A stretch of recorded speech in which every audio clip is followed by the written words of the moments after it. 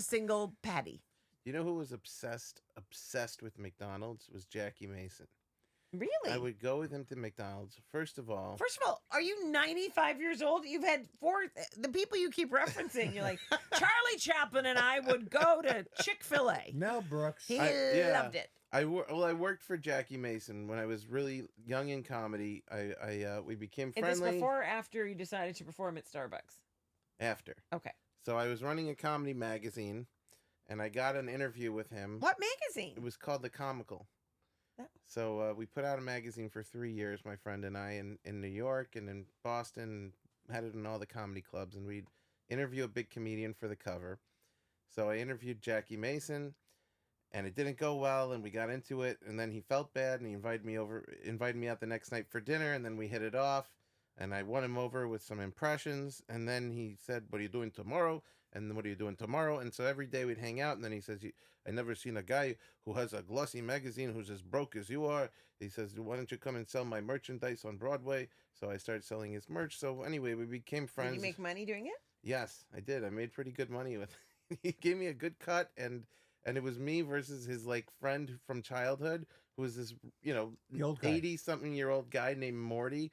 And at the end of the week, he'd have us both backstage at the Helen Hayes Theater, and he'd have a whiteboard type of setup about who sold more cassette tapes, and then he would just ream out Morty, just destroy this poor little frail guy with Woody Allen type of frame. He goes, "The kid is destroying you in the cassette tapes. He's unbelievable. Oh, don't you feel ashamed of yourself that a guy like this, who's only half a quarter of the age of you, could be this?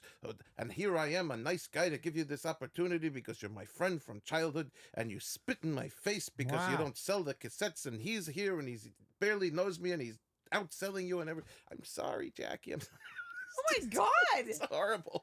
But anyway. It's like the end of an awful reality show. Yeah. But he loved McDonald's. He just loved McDonald's. And he loved also to he was a prankster type of guy. He liked to call me up because he knew I sleep late.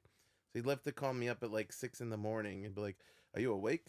And I go, "Yeah." He goes, "You're a liar. You're an unbelievable liar. You're obviously asleep. It's not that big a deal. Only McDonald's just rolled out an entire line of Frappuccinos, and all the executives at Starbucks are shaking in their boots because they're offering the same product at a quarter of the price. Have a great day." But we go to McDonald's together, and he always made me pay. And he said, "A guy like you's never done anything for anybody, and I gave you a job. The least you could do is buy an old Jew some French fries." So I said, "Okay, all right, and maybe a chicken sandwich." So whatever, I get him this stuff. And he said, "I love McDonald's because you know something? You go to all these different restaurants. One guy decides if it's a good sandwich or not. It doesn't know if you don't know if he went to culinary school or not. You don't know if he really has a great taste for a sandwich.